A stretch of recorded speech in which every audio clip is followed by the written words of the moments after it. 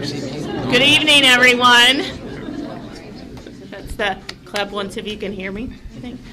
It is 6:02, and I'd like to call the February 26th regular meeting of the Board of Education of Cape Girardeau School District to order. Let the record show that all board members are present this evening. Let's begin with the Pledge of Allegiance.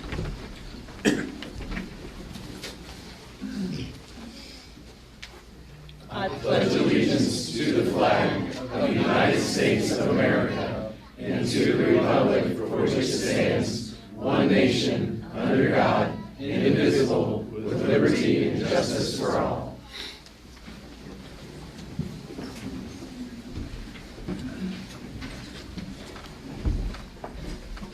All right, Board, you have before you an agenda. Can I get a motion to approve the agenda? So moved. Second. Those in favor indicate by saying aye. Aye. Opposed? Motion seconded and carried.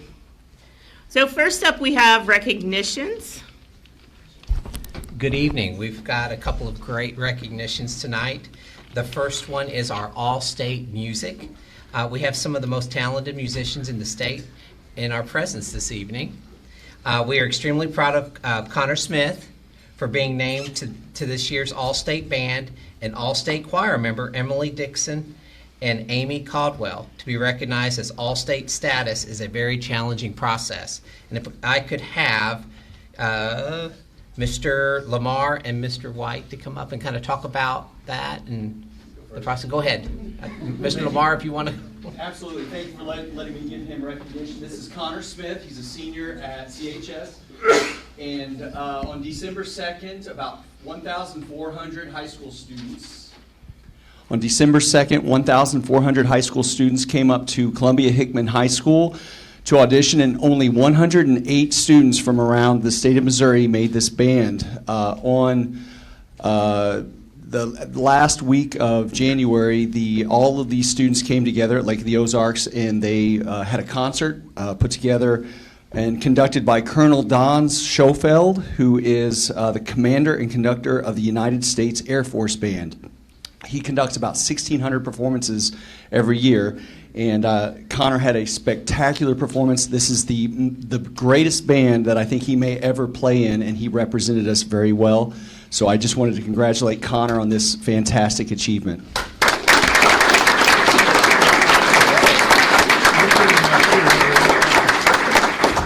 Our process is pretty similar. We had about 1,000 students on our campus at the high school back in September. They choose the top 100 from that to be in the all-district chorus, and then juniors and seniors who make it into that group get to audition for the all-state choir, where they take 4 people from each section. And Amy Caldwell and Emily Dixon were part of that 4 for altos.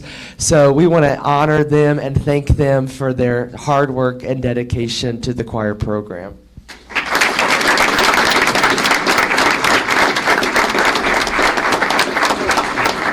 Thank you, gentlemen, for all your hard work as well. Do we want to get in the photo? You guys need a picture.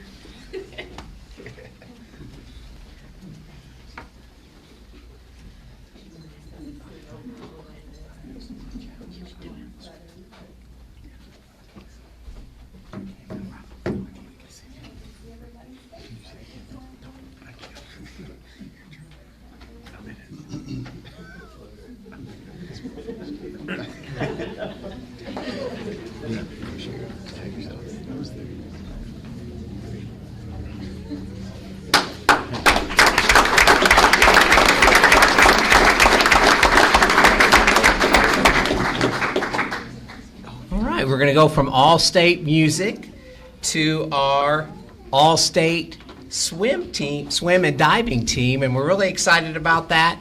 I'm going to turn it over to Miss Powell because she can tell you about all the excitement, the last minute win. So we're glad to hear it. You tell us about it. It's going to get, and this coach, can you have the coaches come up as well too? I do have a lot to say tonight. I know the agenda's long, but we don't do this very often, so I'll go as fast as I can. Well, first of all, thank you for recognizing our team tonight. It was so exciting, and I will tell you all about it. But first, I wanted to let you know, this is a special group. We saw this group coming up, and we knew it was special. And it's been a long journey for us. We've had some challenges along the way. If you saw the Super Bowl, Patrick Mahomes, I love this quote, he said, "God challenged us along the way to make us stronger." Well, that's how I feel about this team. We have 14 seniors out of 26 on the team, and 8 of those were on our state team. So our first year, we were challenged with COVID. No spectators at the state meet. We didn't even know if we'd have a state meet. Second year, we were challenged by the first year of district diving. Our divers were not participating in the state meet, or you would have seen us probably earlier for the same reason. The next year, we lost our swimming pool, and we've had our divers traveling to Perryville not only all of last year, but this year. But this group was determined. So freshman year, they were 4th in the state, got our very first plaque that we've ever had. The next year, we finished 2nd. The next year, 3rd. And so this was our time to get the number 1. And it was quite exciting meet.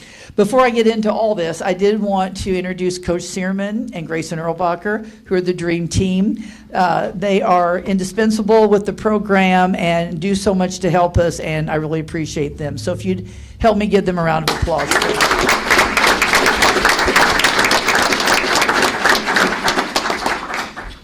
So since these seniors have been here, and I talk a lot about the seniors because they've been with me for 4 years, but they've won conference all 4 years. We won our City of Roses meet for the first time ever this year. And at the Como meet, out of 55 teams, we finished 2nd, which honestly, when I looked at Meet Mobile, I had to go ask people, can this be right? Because that's really quite a finish for us at that meet. So anyway, what I'd like to do is introduce them up here, then I'll tell you about the meet. Is that okay? So I'm going to do that. So Lydia, I'm going alphabetically here. Lydia Chow's not here. She's actually in a college interview, and honestly, all this group could be up here for academics or leadership at Cape Central. They're all talented in many, many ways. We just get to work with them in the pool, and it's fantastic.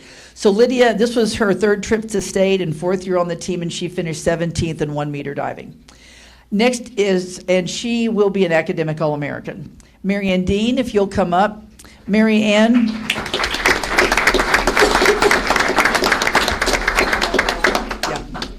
Marianne will also be recognized as academic All-American, and to achieve that, they have to letter their senior year and have a 3.75 GPA or better. Marianne's been on the team for 4 years. This was her 3rd trip to state. On the medley relay, she finished 4th. Her IM, she finished 11th. 500 was 12th, and 2nd on the 400 free relay. And she has committed to continue swimming at Truman University. And we learned on our trip that she has been awarded a full ride, so that's really exciting for us. Well done, Marianne.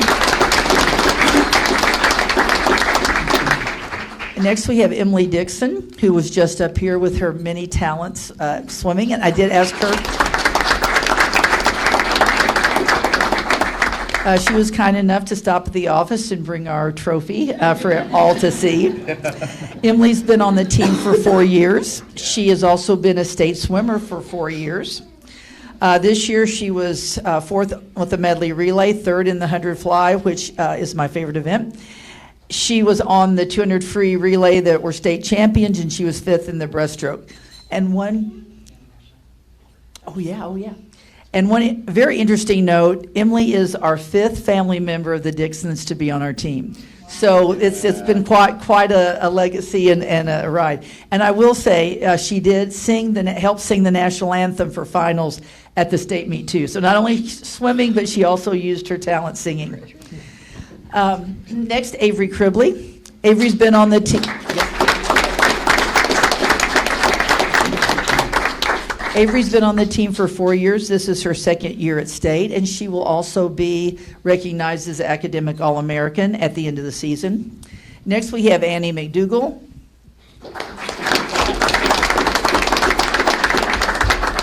Annie is sick tonight and couldn't be here, but I wanted to introduce her nonetheless. She will also be recognized as Academic All-American at the end of this year. This is her 4th year on the team, her 4th year at the state meet, and she finished 28th in the 200 freestyle. Next, we have Tommy Ann Marriott.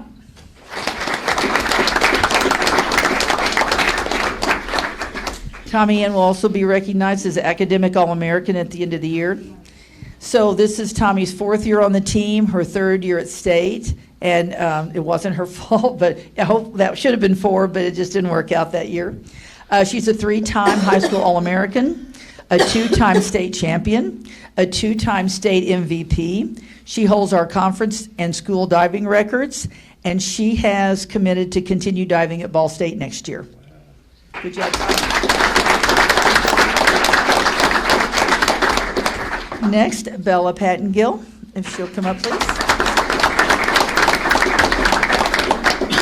Bella is a junior, so she's one of the few girls on the team that is not a senior.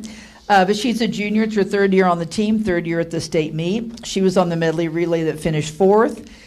She was 10th in the 50 free, and 6th in the 100 free, and she was also a state champion in the 200 free relay.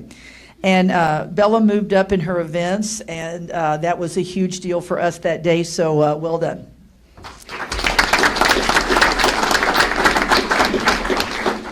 Next, we have Addison Ringwald. Addison's been on the team for... Addison's been with us 4 years. She's been at the state meet for 4 years. She was on the medley relay that finished 4th. She was 15th in the 200 free and 12th in the 100 back. And she was on the relay, 400 free relay that finished 2nd. And she has committed to continue swimming at the University of Cumberland's next year. Good job, Addison. Next, Kennedy Ringwald. Kennedy is our only freshman on the team, so you've heard about all this adversity everybody else has faced. Well, Kennedy comes as a freshman, state champion right off the bat. So it's her 1st year on the team, 1st year at state, and she was 14th in the 200 free, 12th in the 100 free. She was a champion on the 200 free relay and set on the 400 free relay that finished 2nd. Okay. Next is Sydney Ringwald.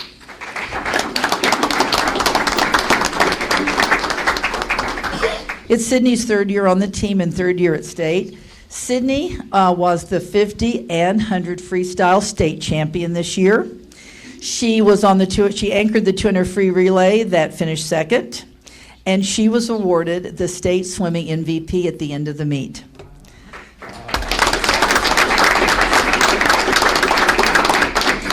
She's verbally committed to Florida Gulf Coast for her after her senior year. And one exciting thing, those of you that have been around for a long time, Sydney broke Hannah Kinder's freestyle records at conference that have been here since 2007. And what year were you born? 2007? Yeah. So anyway, quite exciting. And then we have Natalie Vosich. It's Natalie's 4th year on the team, 2nd year at state. And she will also be recognized as Academic All-American at the end of the year. Okay, and I know we have some videos. Can we roll the videos, and then I'll just talk some more? We have some videos of Tommy Ann diving. Woo! That was a well-deserved one.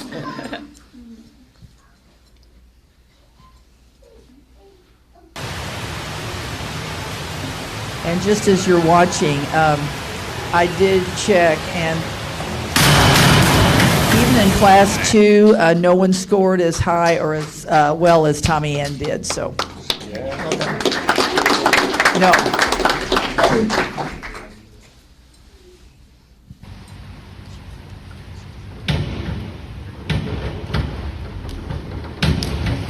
It just doesn't get much prettier than that. So. Okay, this should be, I think, Sydney, her 100 freestyle.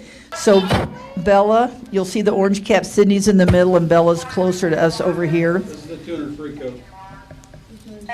Oh, the relay, okay, I'm sorry, okay. So this is Emily Dixon leading off our relay.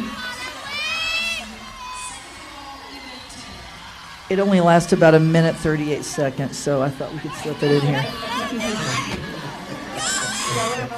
Yeah. We get a little excited while we're swimming here.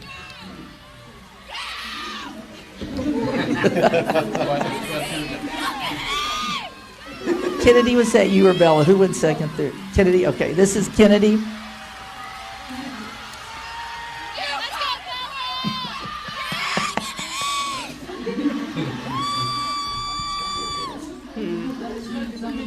Okay, and this will be Bella. Tight.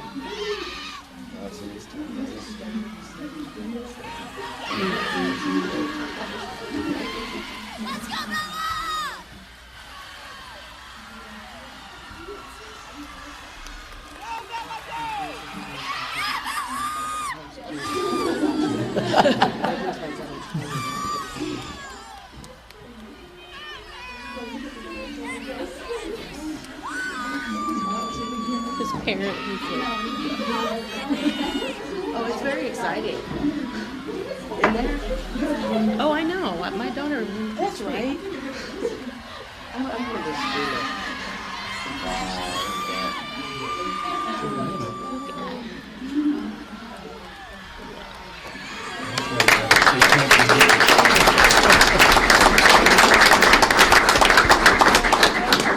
This is Sydney and Bella, right? Okay, this should be the 100 freestyle. Yeah. About 52 seconds we're up here. So Sydney's in the middle in lane 4, lane 1's the far side, and Bella's over here by us. So while you're watching this, if we finish, swimmers that finish in the top 8 are considered all-state, and 9 through 16 still score points, and they're all-state honorable mentions. Yeah, it's really hard to hold the iPad when you're cheering, too, so we do the best we can do on that. We actually ended up cheering for random people, too, because we needed them to beat some of the other team. And the girl said some of the swimmers looked at them and wondered why they were cheering for them so loudly.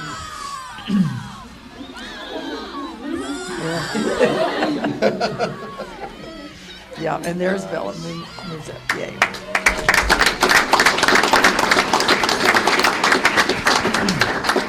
So I just want to set the scene. This is the last race we have, but it's the last race of the day, the 400 free relay. And I was really afraid to look at Meet Mobile because it was really close with us in Clayton until the event before this. And it was pretty tight. We knew if we won this relay, we would be state champions. And after we did some math, we knew that if Clayton beat us and we were second, we would win by 1.5 points. So as we're watching this, you know, we're thinking, okay, we got to be second.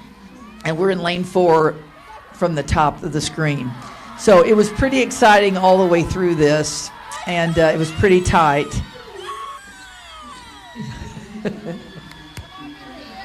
And this is Mary Ann Dean swimming this leg. Cheap tripod, coach, just for the sake of not being nauseous when you relive these moments.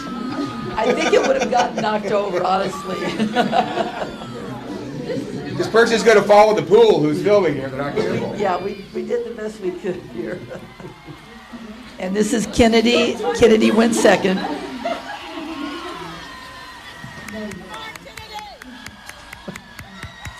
And while we're watching this is the first time since I've been coaching. I've had 3 sisters from the same family on the team. So I have 3 Ringwald sisters and 3 Marriott sisters. So it's been fun. And they're all a freshman, a junior, and a senior. So this relay has the 3 Ringwald sisters on it. Marianne Dean led off, and then we have Kennedy, and then Addison, and then Sydney. So I had to take a picture of the relay card and send to their parents because that's kind of an unusual thing to see. I think it was Natalie. Well, you're just into the race. Okay, so now we've got Addison. So it's pretty tight still, and we're we're kind of holding our breath, and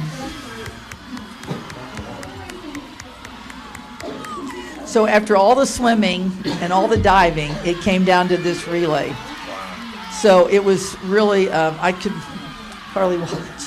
It was really exciting. So fortunately for us, we had the fastest 100 freestyler in the meet as our anchor leg.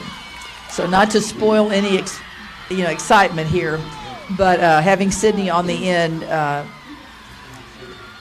we're not in second, and we're down to 125 yards. But man, we're hanging in there.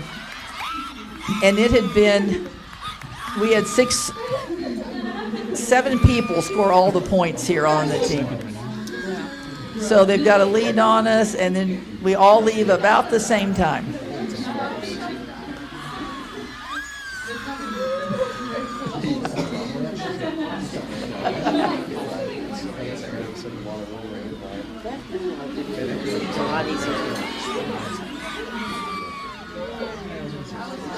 So Sydney starts to move out right there. I was breathing a little easier now. I started to breathe.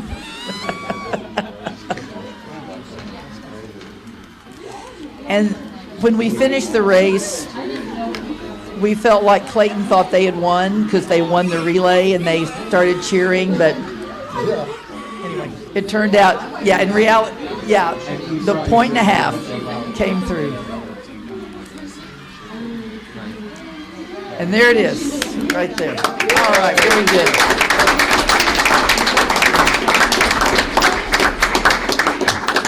So I do want to say thank you to the board and Coach Moyers, Ms. Scheller, Coach Gahn. It's just great to have a district that supports us and lets us travel and see the teams we need to see to compete, and helped us get through this time with no pool, with lots of flexibility and help. So we really appreciate all you all do for us. So I didn't even realize this till the end of the assembly, but as the girls looked up at the wall in the gym, we realized we're the first ever girls state title in the history of Cape Central. So well done, ladies.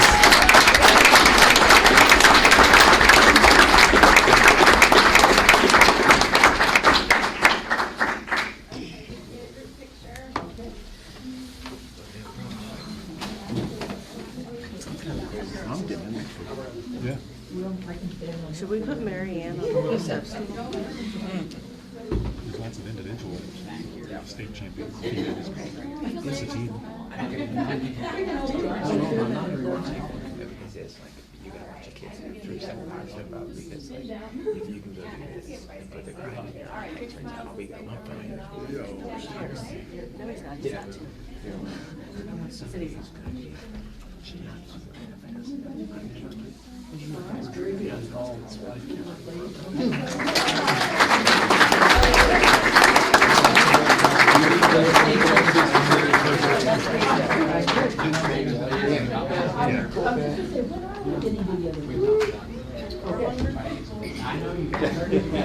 You think that's regularly at the college with this one? He's like 2 full-time jobs. Allison's been off for years in college. It hasn't been in the pool since she graduated. Which is pretty cool. She's like, I'm done. She coaches now. Yeah. She's coaching high school.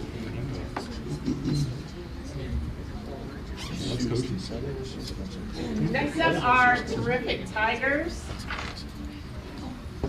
Alma Schroeder Elementary, Nora McGinney, 4th grade daughter of Jessica and Charles McGinney.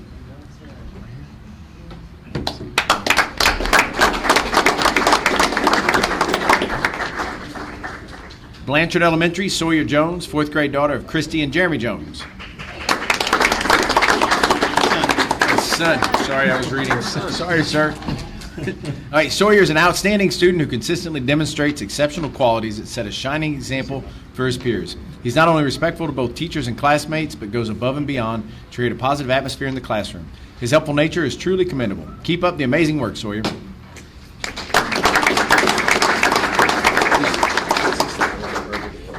Clifford Elementary, Abigail Cook and Allison Cook, 4th grade daughters of Spring and Michael Cook.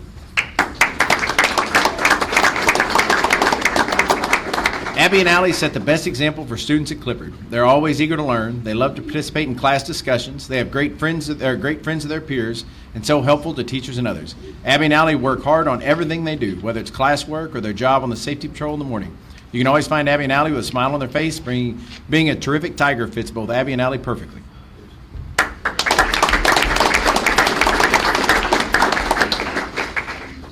Franklin Elementary, Juniper Cato, second grade daughter of Sarah Hahn and Nicholas Cato.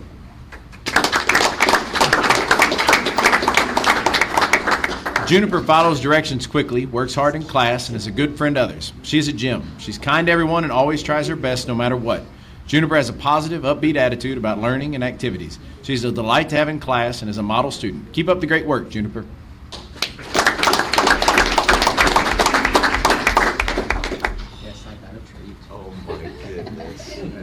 That is the sweetest. Jefferson Elementary, Sophia Champagne, pre-K, daughter of Sarah and Lady Champagne. Sophia is a phenomenal student. She's always attentive, helpful, and a wonderful leader. Sophia is an awesome friend and works hard at all she does. She loves playing with her friends and being silly with her teachers. She will do big things in the world. Congratulations, Sophia, on being Jefferson's terrific Tiger.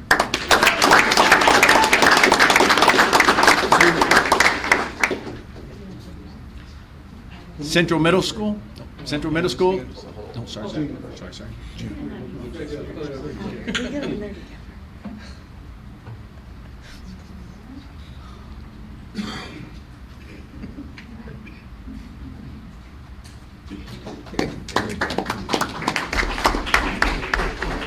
Central Middle School, Talia Banks, sixth grade daughter of Sheree Timmons.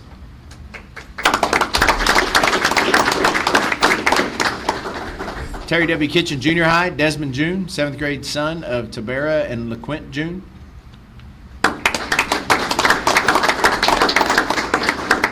Central High School, Alexander Godby, 12th grade son of Janet and Andrew Godby.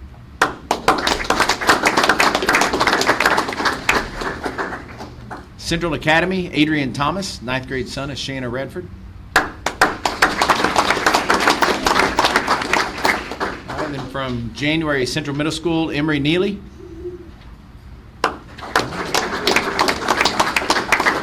Central High School, Yan Feng Zhang, 12th grade son of...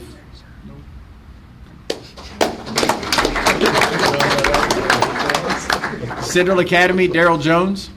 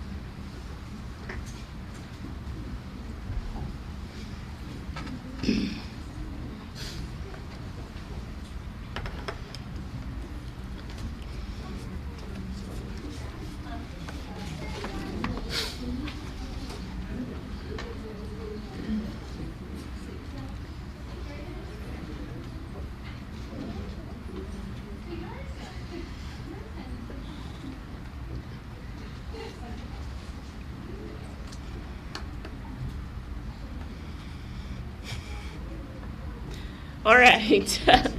Thanks for sticking around, guys. Next on the agenda is information, proposals, and comments from the audience. We didn't have any requests for anyone who wished to speak at tonight's meeting, but I want to I've been reviewing these. It's the policy to do this each time, so people are aware. Requests to place an item on the agenda or to address the board should be submitted in writing at least 5 days in advance of the regular monthly board meeting. Please submit requests to our board secretary at the Central Administration Office. Constituents who request to address the board are allotted 3 minutes to speak. And you can find information on this procedure on the district website.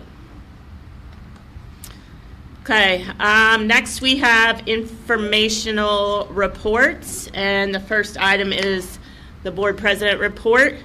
The only thing I have, other than all of these wonderful, impressive students that we have, and that's just fantastic.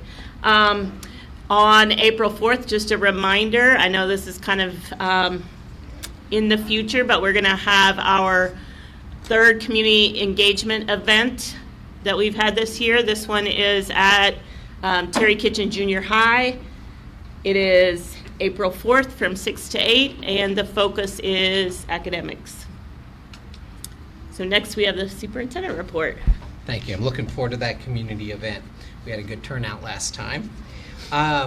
So for the superintendent report, of course, we're going to go into April. We have the eclipse will be here before we know it. And I just wanted to take a moment to mention a neat project that our CHS art students and their students from Jefferson are teaming up to do a bench project. They are working with a traveling art professor from the Savannah College of Art and designed to decorate 2 park benches that will be placed at the Southside Farms. Southside Farms. The benches will be unveiled on April 8th, the day of the eclipse, and they've been working on that. They're going to be working on that soon.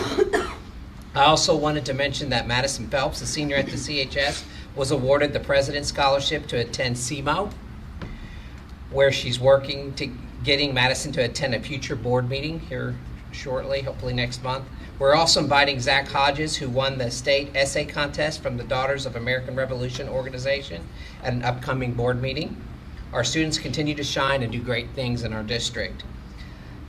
I also wanted to mention that the Cub Club and Scouting are going to be doing a project with the Pinewood Derby.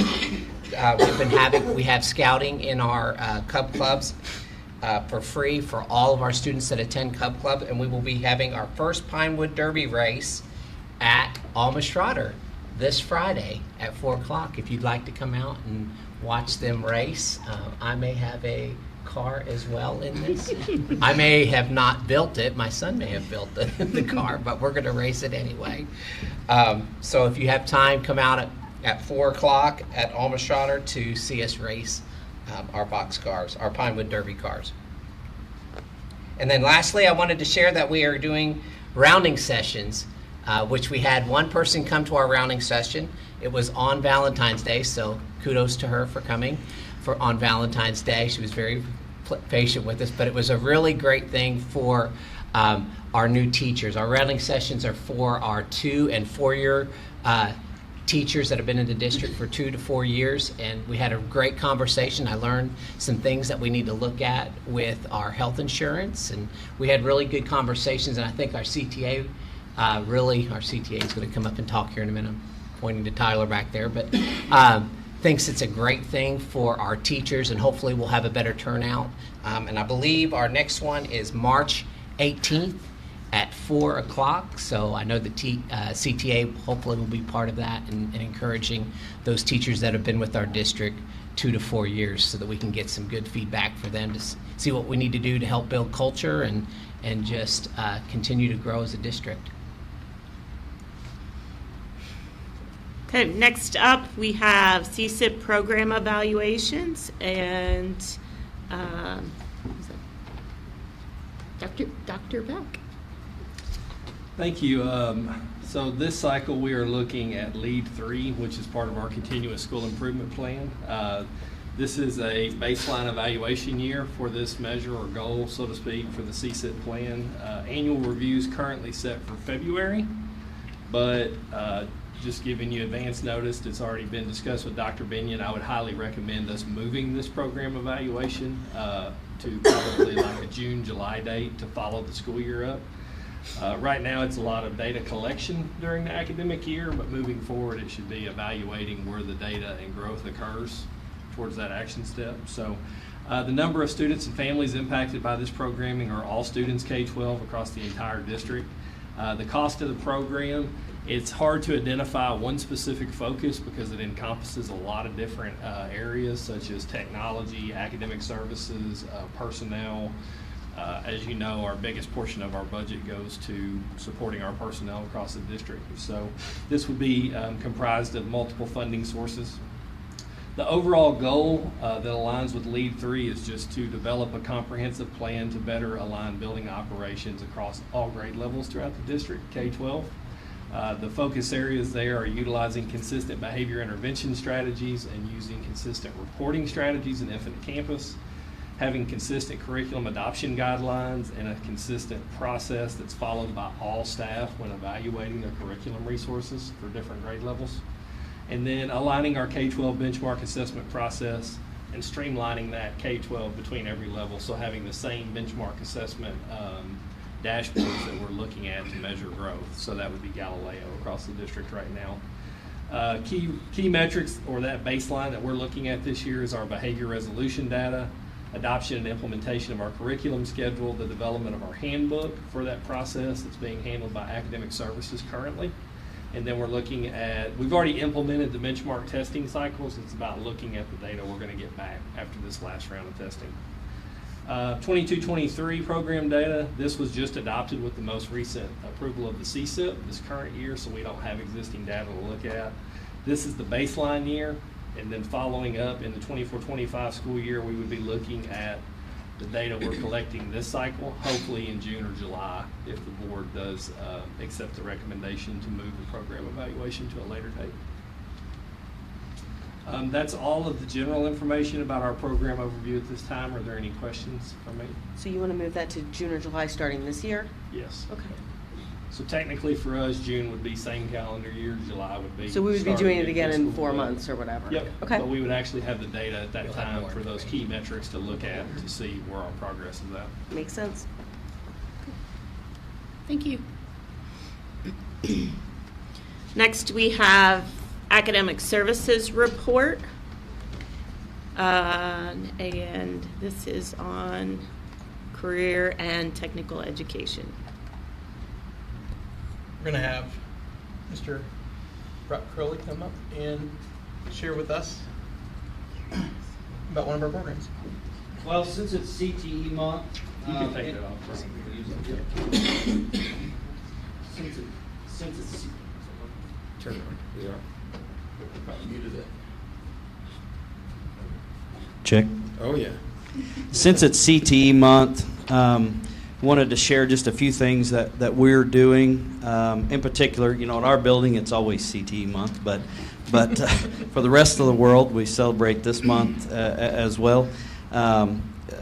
Couple initiatives that we've tried to do more of the last year or two would be get into our earlier grade levels. And so some of the things we do in CTE month are a couple of the things we do is we do a lot of our touring. But for Central Junior High School, so we just give a tour to all 8th graders a couple weeks ago, which went phenomenal. Mr. Cook done a great job. As most of you know, we have a summer school collaboration with the junior high school as well. This week, starting tomorrow and finishing out the CTE month, we will have a lot of our promotional items at Central Middle School as well. So we've talked with them, and we're going to take our floor banners and take them up over there and set them up for them, so students at that grade level, at those grade levels, can kind of start to see what we're doing or what we're about, and start, you know, hopefully start planting a little bit of a seed so we can get more and more of our Central students at CHS or at CTC. Skills USA districts is another thing that is pretty heavy this month. Most of our district competitions are happen now.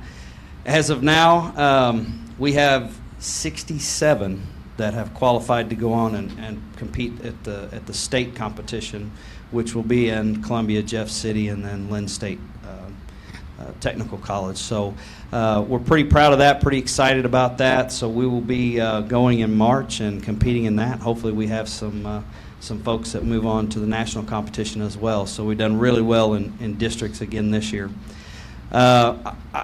That's really all I'm going to say.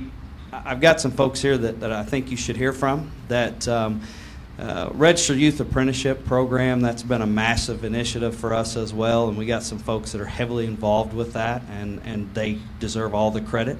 We brought a couple of students as well, so you guys want to come up. I'm going to introduce Mr. Bradshaw, which is our Registered Youth Apprentice lead, and he's also our head of our welding department. And then Mr. Broach is our electrical trades instructor. Mr. Bradshaw, if you don't care, tell them a little bit about what we had going on today. If you followed social media at all, you saw that there was a massive tour bus there and some pretty cool activities going on. We try to have that as much as possible to expose students for that. But these two gentlemen here, and I can't say enough about them and what they put forth into our school and into the Career and Technology Center. They took an idea that I wanted them to do, and in particular, Mr. Bradshaw, to start this whole thing. He started with welding, and this Registered Youth Apprenticeship Program just continues to gain momentum, and we've got tons and tons of students. And I brought a couple of them because I really wanted you to maybe hear from them just a little bit as well, so you can see the importance of this, and we appreciate all the support that you guys, I'm no different than anybody else that's been up here. You got a lot of things, we have a lot of things that are awesome going on in our district, and this is one of them. And so, Mr. Bradshaw, if you would, talk a little bit, and then maybe Mr. Broach, and then we want to hear from you guys. All right. How's it going? Did we get the slides or not? No? Okay, that's fine. I had some pictures, but we've got a couple in person, so that's even better. So right now we have 16 registered youth apprentices that are currently working. Some have graduated, but they're continuing on with their apprenticeships. Some of these, like the welding, for instance, they're around 4,000, 4,500 hours. We can graduate right now on competency base, so we do have one completer out of the welding. That was last year, Holden Johnson from Oak Ridge High School. And we've also just signed on P&G with mainly Mr. Broach, his insight. And so that was a real big one. I'll let him talk more about that. So we have 16 apprentices currently. We're trying to build into other programs, and we're going to really start hopefully the push. I feel like I've got most everything kind of figured out now on the steps and the paperwork, and we wanted to make sure we got all that down before we try to spread too big, too fast. So we've spread into electrical, but we're also looking at maybe HVAC. It's really wide open. Right now we're kind of letting the industry drive, local industry, drive that kind of where we go, which program next. We have 12 right now signed on, registered employers for this. And so basically an apprenticeship is just a formalized internship, really. There's a few more steps, and it is with the Department of Labor.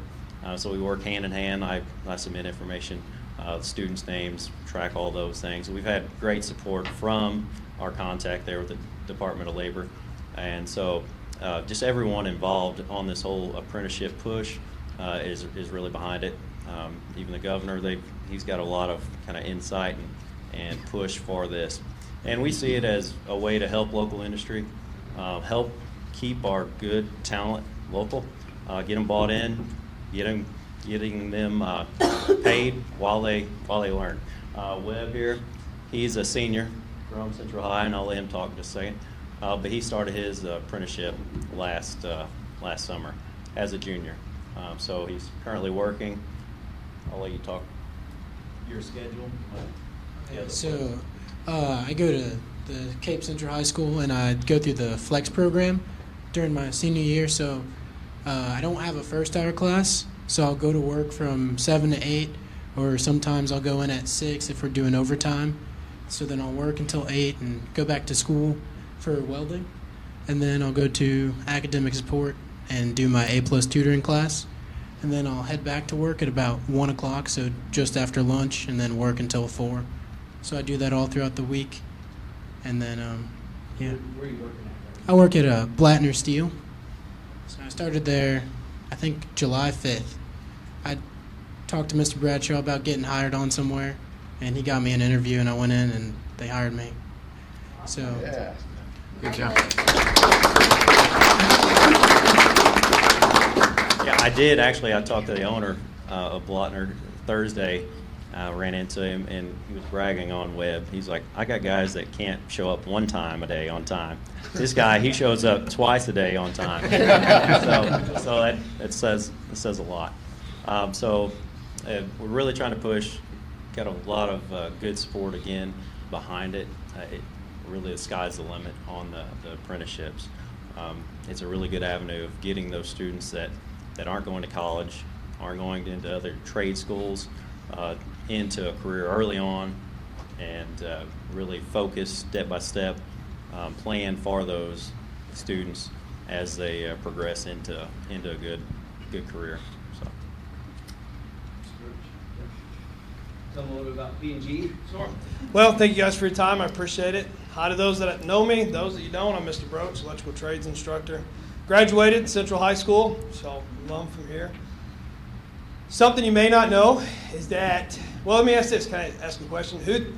How do you think we rank in the United States for registered youth apprenticeships? Out of all 50 states, where do you think we sit at? State of Missouri. Third. We fall behind California and Texas for registered youth apprenticeship. Pretty big deal for us. On the electrical side, we were able to land the second and third largest consumer products manufacturer in the world, which is P&G. In North American history, since they've been established, they were originated in Cleveland, Ohio. They've never had a registered youth apprenticeship or an apprenticeship in P&G history. They do it in Germany, but they don't have it here in the States. About 2 years ago, the plant manager came over from Germany. About 2 or 3 years ago, I came on with the CTC. We met because I was fixing a meat grinder for one of their employees. We started talking apprenticeships, and next thing you know, we got in the door. We spent about 1.5 years, 2 years working out HR issues. So the thing about Procter & Gamble as a nation, or as North American goes, when they implement one thing at one plant, they have to implement it at every plant in the United States. So their entire company right now is looking at this small town, small CTC. It may seem small, but the fact that they're looking at it across the board, it's a pretty big deal for them. So this is Drake. He's one of the 4 that we have. The other 3 well, they probably just got off, didn't you? So they work Monday through Friday, 3:30 to 6:30. In the summer, they're going to pick up some more hours, but they've got to complete 900 hours with me and 8,000 hours on the job training. So it'll take them about 5 years. Of course, we have a structured pay scale and stuff like that, but it's a really good benefit for them. They don't work on the line. Most of you probably know somebody at P&G. They don't work on the line. They go straight out there and work right underneath an E&I technician doing controls. So it's by far the best training you can get. Imagine the 3rd largest consumer product maker in the world taking your student and showing them how their factory makes Bounty, Charmin, all those things. So I'll let Drake talk a little bit. Like he said, P&G is a huge company. This is a great opportunity. I know plenty of people who work out there. My dad works out there, and to kind of be able to carry on his legacy, it's pretty interesting, and to already be out there doing what he's doing, but at 18 is pretty crazy to think about. And like he said also, I don't get to go out and work on the line without somebody. P&G is one of the safest work environments I've ever been around, and they definitely care about their employees a ton, and they make it very clear. I've only been out there maybe a month, and that was the first thing that they were extremely clear about was the safety priorities and what I can and can't do.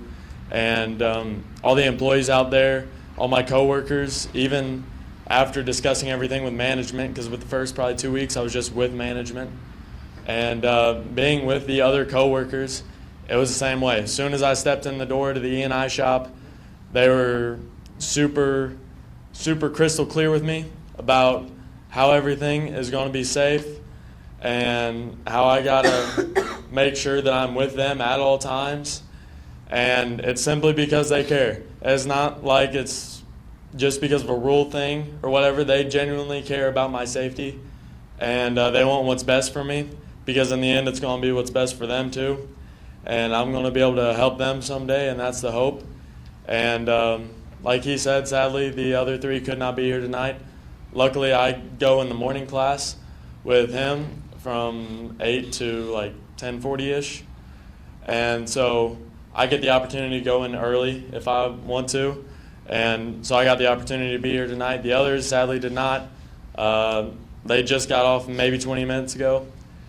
They're all really hard workers. Not just, and sorry. I didn't really have anything prepared. You're doing great. But I've learned a lot out there already, and it's just, there's plenty more to come, and I feel like I'm not the only one who can agree with that statement. And there's plenty more where this come from, and I hope there's plenty of generations behind me that get this opportunity. So I'm going to try to do my best to look good for CTC so that there's plenty of other kids who get the same opportunity, because it's a great one. And yeah, that's about it. Thank you all for giving us a little bit of time. I know it probably took a little bit longer, but I did want you to hear that, exactly what they've put in and what's coming from. We're truly the prototype for North America. So, our school district is able to do that, and we're able to put these students in these positions. So we hope that it grows. We are going to try to make it grow and continue to get businesses on. So thank you so much. Any questions? Thanks for representing us, guys. Yeah. Great job. Awesome. Thank you for coming out and sharing.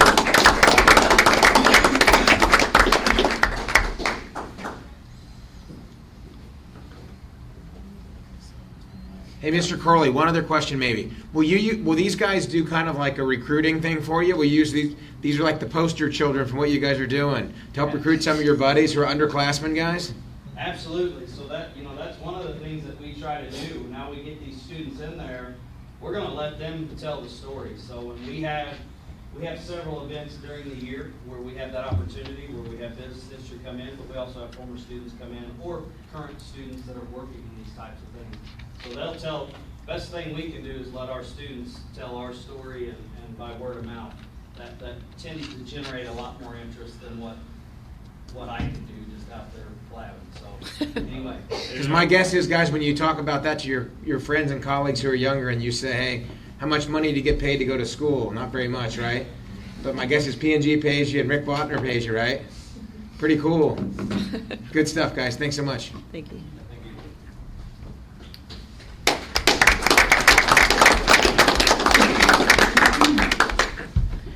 Next up, we have the Community Teachers Association report.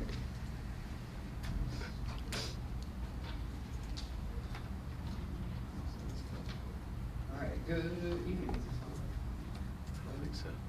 Nope, it's not on. All right, put it back.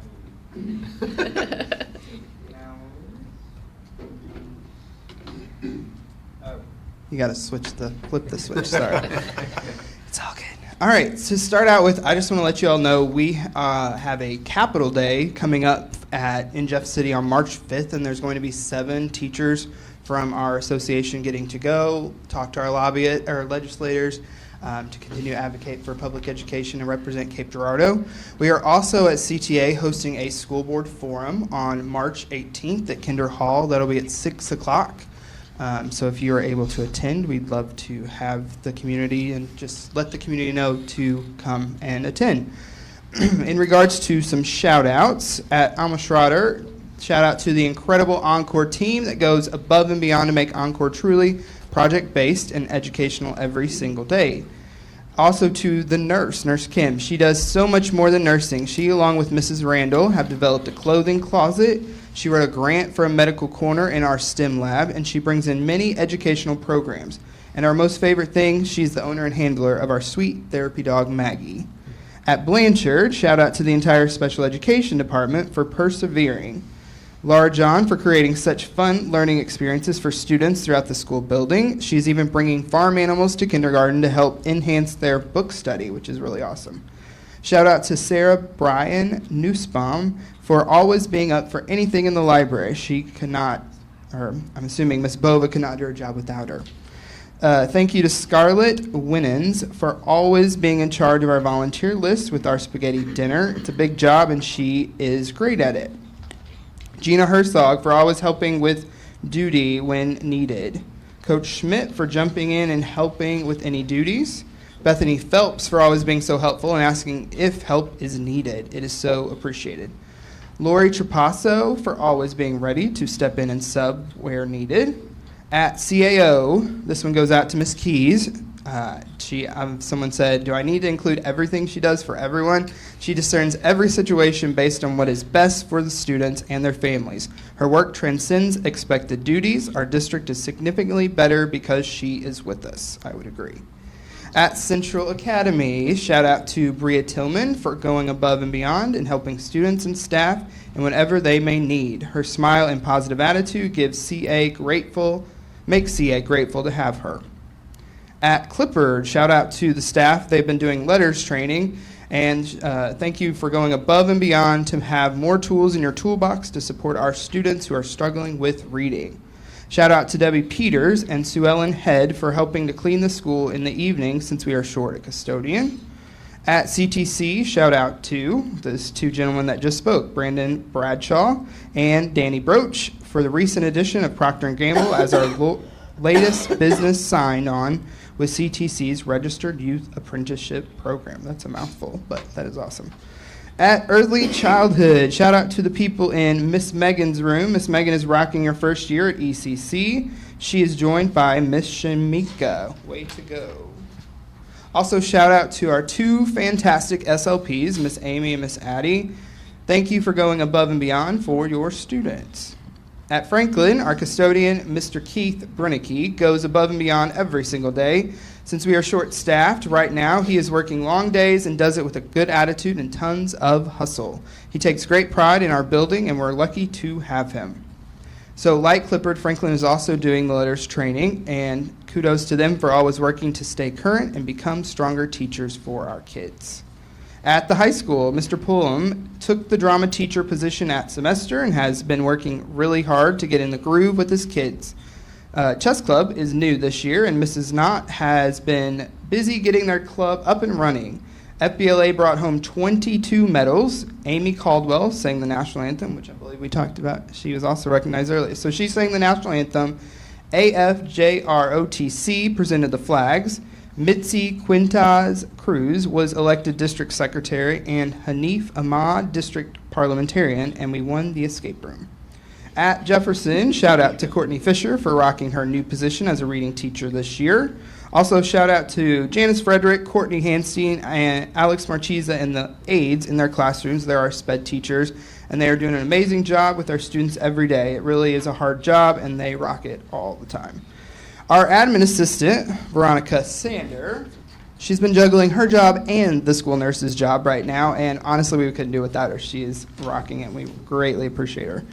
Junior high, huge shout out to Jessica Marston at the junior high. As a first-year teacher, she is creating amazing, engaging lessons and activities. She shares her ideas and activities with the ELA department, bringing new life to old ideas. She works so hard to help her students and her team every day. Shout out to Winter Jones for always being above and beyond to help where needed. You rock. And at the middle school, shout out to Miss Seaball, Mrs. Hartman, and Mr. Bradshaw, too, for all they do for the kids. They're a team that works well together and will always do what's best for kids. Shout out to Hallie Twidwell for stepping in as the sub-counselor for Brooke DeLoach. She's doing a great job making connections with kids. Shout out to Mr. Wilson for the time he takes to talk to kids to get to the bottom of issues, his patience in dealing with every situation, and the fresh ideas he brings to the table. Shout out to Jennifer Heck for arranging the amazing race to bring joy and excitement into our building. And the last one goes to Bernadette Gorman for jumping in wherever she is needed. So that is all. That is all I have. Thank you so much. Thank you. I was going to say, if you guys have any questions, but just promote, I would just appreciate if you promote just the forum to community members if they ask. So thank you. Oh, what was the time on the forum? 6 o'clock. Okay, 6 o'clock. All right, next we have Treasurer Finance Report with Ms. Dudek. Hello. This report is for the month of January. We have a beginning fund balance January 1st of $21.1 million. We received quite a bit of tax revenue in December, which is making our starting balance for the general fund higher. Revenues received were $5.2 million, expenses $1.3 million, and then we did a $1.3 million transfer to special revenue fund, which is a monthly transfer that we do to cover salaries for certified staff, leaving us with an ending fund balance of $23.7 million. This is about a 75% fund balance for the district, which is pretty high right now, but we expect that because we're receiving all of our tax revenues. This month, out of the $8 million that we received in revenue, a little over $5 million of that was for taxes. The cash and investment detail is listed. Does anyone have any questions? Thank you. Thank you. Next, we have support services report. Mr. Crow.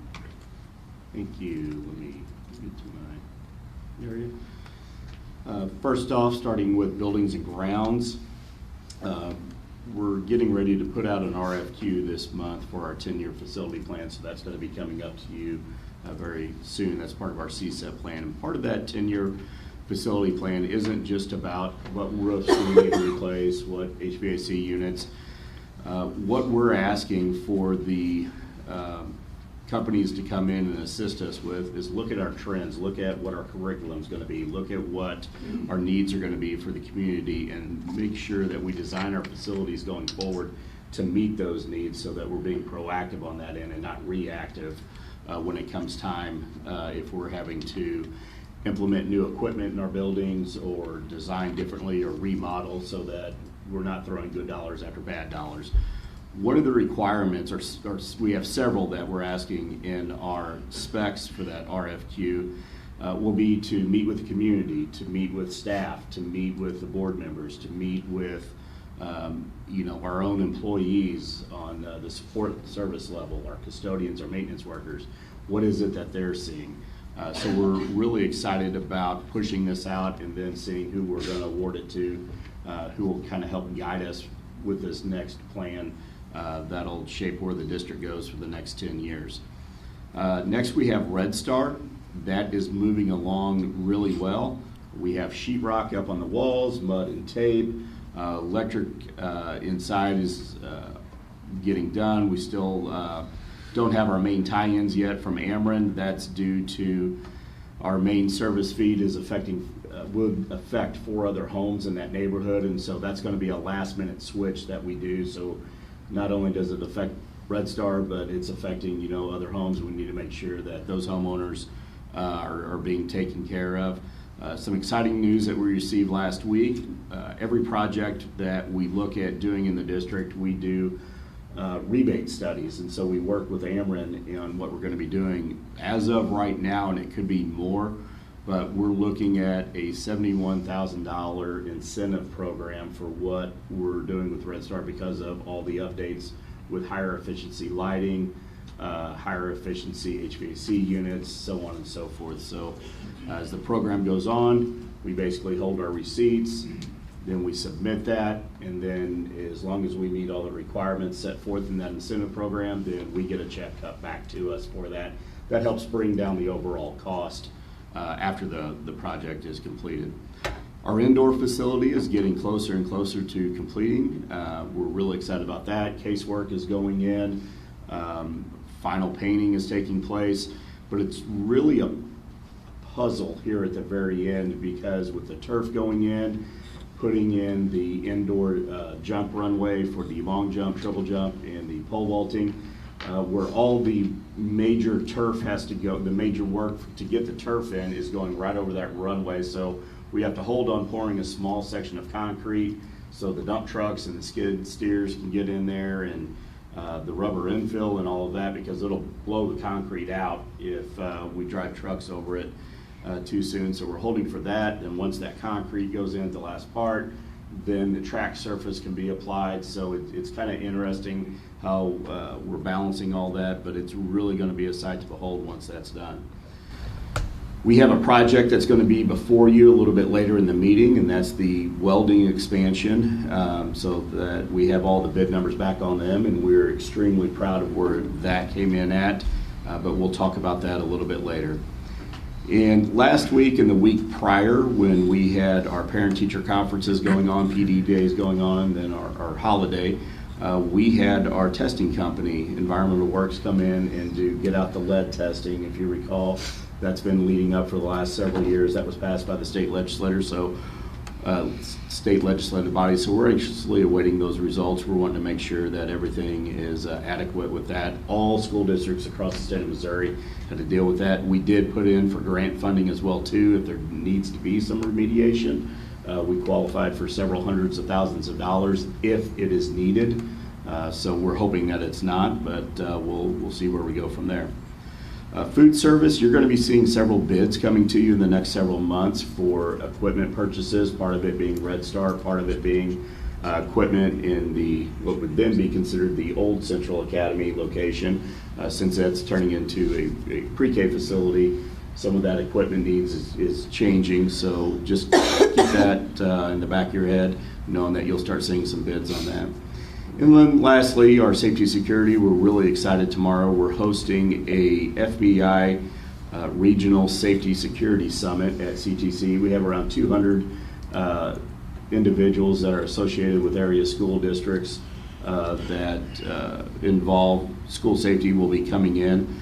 The FBI is bringing in some outstanding speakers to work with us and educate us. Mandy Keys and I will also be presenting and representing our school district on a few topics as well, but we have the behavioral risk analysis unit that's coming in, so if you ever watch some of the TV shows, those individuals are coming in, and also Internet Crimes Against Children unit is coming in, is going to be talking to us. So we're glad we have the capability and the partnership with entities like that offer those services up, and it's, sometimes it's difficult to have those conversations, but it's very important for us that we do, so we do everything we can to protect our kids, our students, our staff, and community. Well, that is all I have, unless you have any questions, concerns, or comments. Do you have a timeline, Josh, on when you think the indoor facility will be done? We're looking at, part of it's going to depend on the cure rate of the last pour of concrete when the rubberized surface can be applied to that. We're looking at a couple of options right now because we want that surface to be the exact same that is out on our tracks, so the kids don't have different types of practice surfaces. And if everything lines up and everything goes well, we're probably looking at the end of April when we'll be able to make some moves. Now, there's still going to be some of the finishing touches, ordering of various furniture and equipment and things like that. That'll still need to be placed in there, but we are definitely expecting it this spring. And then timing for Central Academy, best guess now? We're probably looking at the latest construction meeting that we had on that. Their timeline is giving us the third week of June when they'll be complete. I'm giving them some grace right now that they're not even asking for, probably mid-July, but we're still right on track. When August rolls around, school starts up, we'll have all the different schools shuffled around at that point. Thank you. Mm-hmm. And then the swimming pool, indoor? That one's a little bit more difficult for me to answer. The city is running that construction project. We are not. And so the updates that I have been getting from the city of Cape Girardeau, Parks and Rec Department originally, they were thinking late December, early January, then it was going to be March, and there's just been a few things that have needed to change. They've also added more work to the scope than what was originally put out. Part of that being a renovation of the bathhouse, or the restrooms and locker rooms, so on and so forth. So, I'm hoping before summer that would be completed is where we're at. So, but don't hold me to that. Those are the updates that I'm getting. Good questions. Any others? Thank you. Next, we have the district-wide athletics report. Good evening. Good evening. I've got just got a few things real quick, and then I've got a guest I'd like to introduce as well. First, how about those Tigers? I get to say that every week, every month now, which is pretty awesome. All the great things that our athletes and activities are doing. It's really exciting. I want to thank Coach Powell. I know they've already left. Coach Powell, Coach Searman, and Coach Erlbacher for their tireless efforts, especially since they were so limited during this time without a pool. I mean, for us to, there's a guy that's a main official at the state meet that always comes down and does City of Roses and Cape Rock every year, and that's the relationships that Coach Powell's created over the course of her career. So this guy who basically runs the state meet comes and does our meet for us, and he said, imagine if you had a pool, how many points you'd have scored. So he made a joke, and he understood that's just amazing what our coaches did and what our kids did to prepare those kids to go up and do so at the state meet. Basketball districts begin this week. The girls are in Hillsborough starting on Wednesday, and the boys are in North County starting Thursday. Wrestling wrapped up this past weekend in Columbia. We had one state qualifier in senior Devarius Dunley. He went 2-2 at the state meet, and this was his third year qualifying, so we're really proud of Devarius. Spring sport practices started at the high school today, and junior high has volleyball, track and field, and baseball practices underway as well. In elementary and middle schools, basketball is wrapping up and soccer is beginning. Luckily, we've had a very mild February to start our season, so the teams can get some practices outside. Again, this is the very beginning of that, and we have 23 teams across 1st through 6th grade right now in soccer. Baseball, softball, and track signups start at the beginning of March. And finally, we have Ms. Tamika Randall here with us tonight to talk about the great things the Porch Initiative has done to help our students in our athletic programs. Many of our young athletes have benefited from her efforts to raise money to provide shoes for our participants, and I'm going to turn it over to her to talk about it. So I'm Tamika, but I want to introduce Dr. Benya. He's on our board, our Porch board. I want to introduce our chair, Dr. Tamara Zealous-Buck, and our community initiatives manager with Porch. I just want to say I love working with the Cape Girardeau Public School District, especially this gentleman here. We had a mission to do what we can for the Cape Public Schools. We had a sneaker ball, which was well attended and supported by the school district, and we want to be able to give our students that live in the South Cape area an opportunity to have the right shoe for their sport, because you can play, but if you don't have the right shoe, it goes a long way. I don't know about you, but I had that one pair of shoes that I wore to school, ran track, cross country, and basketball. I'm mad at my parents about that, but that's nice. And one of the things we focus on is sustainability and having the right footwear. I don't know about you now, but I'm wearing boots now, tennis shoes. Having the right footwear is very important. I didn't know the logistics, how I wanted that to happen. I met with Tyson. We covered it in 30 minutes. He said, we can do this, this, this. And the students have a chance to have new shoes for their sport. We started with the first season with basketball with Blanchard Elementary. Southeast Missouri State University donated about 20 sneakers as well to the high school students. So far, we did a little over 20, and now we're going into soccer season to be able to do that for that group. So he, get the shoes for us, decide who needs the shoes, and we're going into soccer season. And so we're going to have another sneaker ball June 15th, and we're just going to kind of, continue on as much as we're able to do it and stuff. But the school district has been a great support. Tice has been awesome to work with, Cape Parks and Rec. So it's like you start with something, I call it the mustard seed, our organization, and working with other entities, and just kind of build from there. And then it just kind of sprouts up for people that's willing to do that. So we want to continue to do what we can. I appreciate my organization and our chair for help leading the efforts in doing that. Thank you.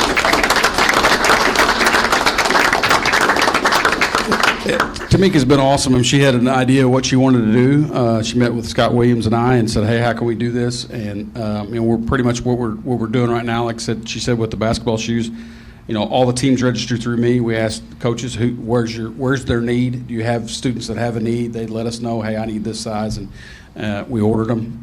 And because of the fundraising efforts that she had with her organization, we were able to pay for all of them. So really exciting. And like she said, we've got soccer, and with some molded cleats, we'll be able to do baseball and soccer together. So it's really exciting. Thank you again. Do you guys have any questions for me? Thank you very much. Thank you. Thank you.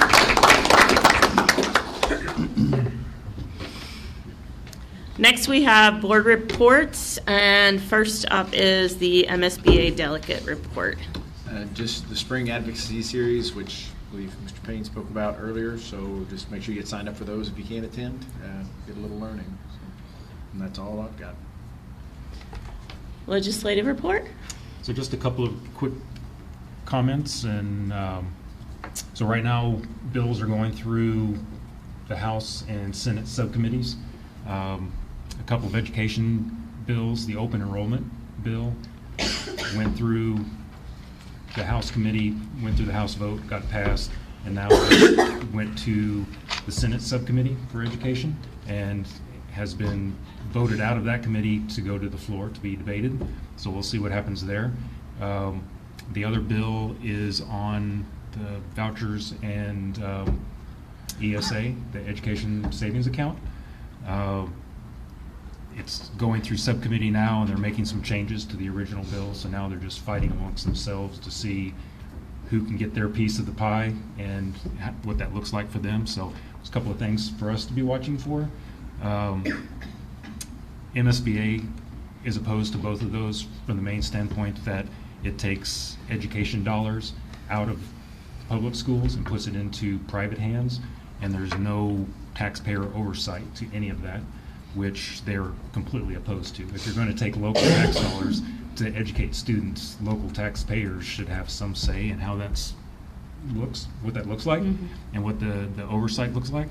And right now, it completely takes the oversight away from local entities. So, yeah, they're opposed to both of those. So we're just waiting to see where it goes, and seeing the fiasco that came out at the end of last legislative session, I don't foresee these going very far, but you never know. Someone can always pull a rabbit out of the hat and try to get something through. So anyway, that's all I have. Next is the Cape Public School Foundation report, which I'm going to give. The Penguin Party was a huge success. If anybody was there, I see several people that were there. Tons of fun, fantastic fundraiser, so very, very successful. Next event coming up is the golf tournament on May 13th at the Cape Country Club. And you can find more information on the district website under the foundation if you are interested in hearing more about that golf tournament. Okay, next we have approval of the consent agenda, and this includes minutes from the January meeting, payment of bills, a vocational technical education enhancement grant proposal, and approval of renewal for the lease contract with Mineral Area. Can I get a motion to approve the consent agenda items? So moved. Second. Discussion. Do we need to talk about any of these? Okay. Unless you have, did you want to say anything about yours? About your vocational grant? Just the normal, that it's, you know, it's really what we utilize to update equipment. We base a lot of that off of what our advisory committee's saying, or if we need to replace equipment, things like that. The great news with the enhancement grant is that it's 75-25, So it's 25 cents on the dollar that the district that matches, and so it's a really great opportunity for us to stay relevant, in particular with all the things we have going on, putting students in front of and utilizing equipment that they're going to see in industry. Is there any questions for me on that? Thank you. Thanks for stepping up again. I have a question about the MAC lease. How many students do they have enrolled there right now? Right now, they're right at 99.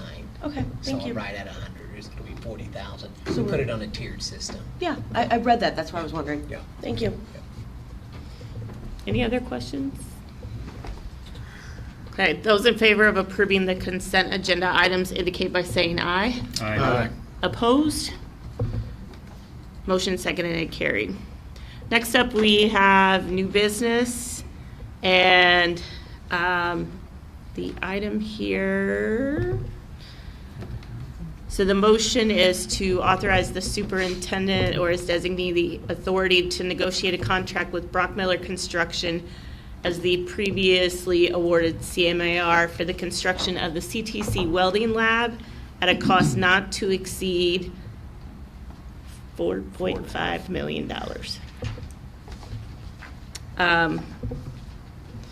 Can I get a So moved. motion to approve? Second. Discussion. So you have all supporting documentation in front of you on your devices. If you care to look through, that's all the bids that were submitted. There's two different bid documents. One, all the general trades, so metal studding, painting, flooring, site work, roofing, electrical, HVAC, so on and so forth, so you can see all the number breakdowns. When we did that, some of the numbers came in a little bit higher than what we were expecting in some areas, so we go through a process of value engineering. You've heard that term used with us for years, so we see what they can do, and then we say, okay, we involve our architects again and say, is there a better way that you see this, or is there a more cost-effective way? And so there is another page in front of you where we went through and we did some value engineering. Mr. Crowley was a part of that process. Mr. Bradshaw was a part of that process. Because what we don't want to do is get away from the spirit of this project. We don't want to gut it so much that it wasn't going to be an effective lab. And I think where we ended up is we're going to have, again, just a jewel for our school district. And we also have to understand that this is a domino effect. This is going to free up multiple areas of space inside the current CTC building. Adding this on to the MAC building is where that's going to go. We have space to expand there. And from that freed up space, that's going to allow other programming needs to take place within the CTC building. And so it's just a win-win-win. And the ultimate is that it's state allocated funding. So, this is the importance of that school to workforce pipeline that our state values very highly, and they've entrusted us to do a good job with their resources, and I believe the process that we've gone through to really fine tune what it is that we're going to be putting out there, again, is just going to be a beacon for other areas around us, and it's truly going to be, if Brock, this is saying this right, just a spectacular regional training hub for our future welders. And we've already seen, just 30 minutes ago, what that can lead to for our students. And so I think just the greater opportunities are going to be there for our kids. So unless there's any questions, concerns, or comments, the motion is before you. Josh, I just want to clarify. My understanding is that we're going to spend this money, but then the state isn't going to basically pay us back. Yes. So this isn't something, it's going to come, we're going to see it come out of our budget, but then it's going to come back into the budget. But if you look at where our financial reports are, we're at 75% Absolutely. reserve. So it's not like we're it's writing not a check stretching it. and hoping to Right. We're not get a stretching refund. ourselves. No, But we have not put ourselves in any danger. We have not put ourselves in any sort of discomfort financially Right. as a district to do Right. this. We have the reserves to carry this, and we've already had conversations, either Ms. Dudek has or Dr. Binion has, with Desi on how this is going to be brought back into our district. Right, Yeah. right. And this It's a kind of flow goes through. back to when the governor came down and kind of toured, and we talked about all this, Mhm. a year and a half ago or something, wasn't it? And this kind of Yep. comes full circle for that, and that's where all this is. Absolutely. Okay, thank you. I'm tremendously Workforce excited. development. Sorry, Go ahead. it's all about the workforce development. Yeah, I think I agree with Casey. This is super exciting. I think it's important for our people to understand where the money, that this isn't money coming out of just our district. This is state funding. Are there any drawings or pictures of it? I can get those to you, Okay. yes. Just curious what Yep. it looked like. They've been We being have tweaked a little renderings. bit here and there. That's how Alright, come we haven't brought understood. those to It's you. early on, just curious. The bus bar has probably been the biggest headache that we've had to deal with, and that's basically how the utilities are ran to each individual welding lab. We have gone back and forth with the electrical engineers over and over and over the pull cord capabilities that we'll have. Then probably one of the biggest, I'd say there's probably three big things with this project that have just been really difficult for the engineers and the architects, as well as our end users on getting this all to work together, is the HVAC requirements that are for this, because you're burning gas. And to have that properly vented safely and to be at the level that it should be, to have humans in there, this HVAC system isn't like you have, a York or train system set outside your, your walkout basement and you flip the thermostat and you're good to go. It goes through a huge filtering process that it has to, and then also the bridge crane. So this is going to be our first facility that has a bridge crane in it, and to make sure that the foundation is set up properly to support that, because there will be tons of steel lifted up on this bridge crane, moved across in this lab, dropped down onto CNC machines or dropped down on cutters. I mean, all sorts of different types of things. And to be able to do all this safely with our students in there, is obviously our priority. So there's been discussion after discussion after discussion to make sure we get this right.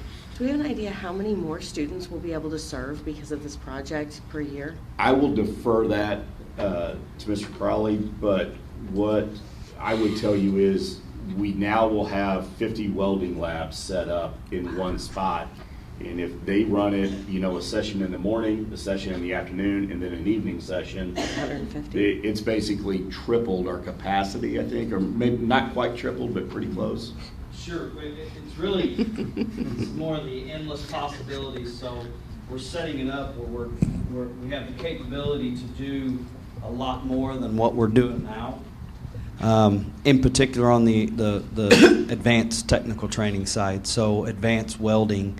So we've done a bunch of surveying and things like that with students as far as would you be interested in coming back for advanced welding. But really where we're going to open it up even more so is, we have some pretty big plans for certification and testing and things like that, which will draw folks in regionally as well. So being able to offer those AWS tests and be a certified test site, which is a long, difficult process, but I think we can get there. But it will open up a lot of opportunities. Initially, it will open up, it gets everybody in one location. Right now, we're operating 2 separate welding labs that are running simultaneously. It's our biggest 9-month technical program. But there's a lot of other things. We've heard from advisory, like leadership, things that come in, rigging, those types of things that we would maybe add as a part of that outside of advanced welding processes. And so initially we will start an adult post-secondary advanced welding, and they're working on the curriculum right now for that. So that will run simultaneously during the day with our 2-day programs where we have a whole bunch of high school students already going, and then we'll continue our evening stuff as well. So, but that's initial, and then just depending on where this goes, we're looking to expand that further. But really, to serve our immediate needs for our secondary, which we're doing a pretty good job of, but then expanding that for post-secondary advanced technical training and serving more of a regional approach like we do with our adult programming and healthcare or whatever. So. I think you've said this before, but one follow-up to that. Like when you talked about certifications, like you would have a facility essentially, correct me if I'm wrong, where somebody, if I was Blattner Steel or if I was industry and I was getting somebody certified, that I would send them to your location for some sort of training or a blessing. And my guess is that's probably something that, I know we're not in the business of generating like profitability and revenue, but my guess is that's something that probably has a reasonable price tag that people are paying to go do that kind of thing. Could be, yes. It depends on kind of what direction we go with that. Yeah.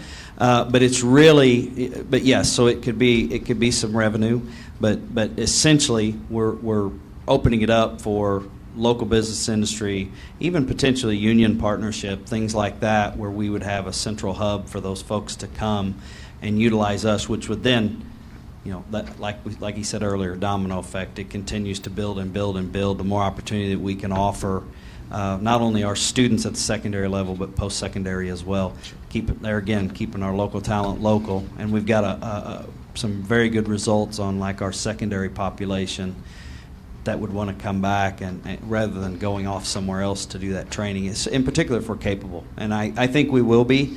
This is a roughly 10,000 square foot area that this is going to be. Four classrooms that we're going to have available to operate secondary and post-secondary, and then everything necessary for a truly state-of-the-art facility, which, like he said, will then open up other possibilities as we navigate the next couple years of bringing in some other things that are much needed. Any other questions? Thank you. Well, I'm always here. I'm at the CTC, so just come and find me and we'll talk about it. Super exciting stuff. Thank you. This is awesome. All right, those in favor of approving this motion, I can read the whole thing again, but I don't have to. Those in favor, please indicate by saying aye. Aye. Those opposed? Motion carries. Next, information and proposals from board members. Does anyone have something? Yes. I just have something. So I never cease to be amazed about what goes on within our district. And I really want to say thank you to all of our administrators and our administrators in the buildings and their staff, because listening to those two young men talk about the opportunities that those two programs are giving them for the rest of their lives, that's amazing. But that's not the first time that something like that's happened. I mean, yeah, Procter & Gamble is a huge company, but I can think back at least 2 different times that Cape Girardeau has been instrumental in developing a program that has been taken either statewide or nationwide. You look at ABC Today with Big Brothers and Big Sisters. We basically implemented that program here in our school district, and that has been spread across the country and has affected, no telling how many thousands, if not millions of kids. And then the other one is when we started our LPN program in our high school. We were the first high school in the state of Missouri that started an LPN program where a student could start as their junior year and graduate with an LPN degree and become immediately hireable in any medical institution. And that's not by accident. Those types of things are because whether it was Dr. Welker or Dr. Glass or Dr. Binion or Brock, or even looking for programs where we can use state funds to enhance our students' opportunities for post-graduation, that takes real time and a real effort, commitment. And I just wanted to thank you guys for doing that, because I mean, I've been on the board 18 years and it's not the first time this kind of stuff has happened. And it's all because of the foresight and the care that these administrators put forth for their students that they take into school. So I just want to say thank you for that, because these are great programs, and I don't think our community hears that kind of stuff enough and knows what relationship we have with our students and other community members and businesses to implement these types of programs for our students. And they graduate with a degree, but they get a whole lot more than just a piece of paper that says I'm a Cape Central graduate. I mean, they've got skills and opportunities to take them through the rest of their lives. And I just want to say thank you to you guys. So, Brock, thank you. Thank you. Anyone else have anything? All right, there being no further business to come before the board, can I have a motion to adjourn? So moved. Second. Those in favor of adjournment? Aye. Opposed? The meeting is adjourned. Thank you, everyone. I appreciate your time.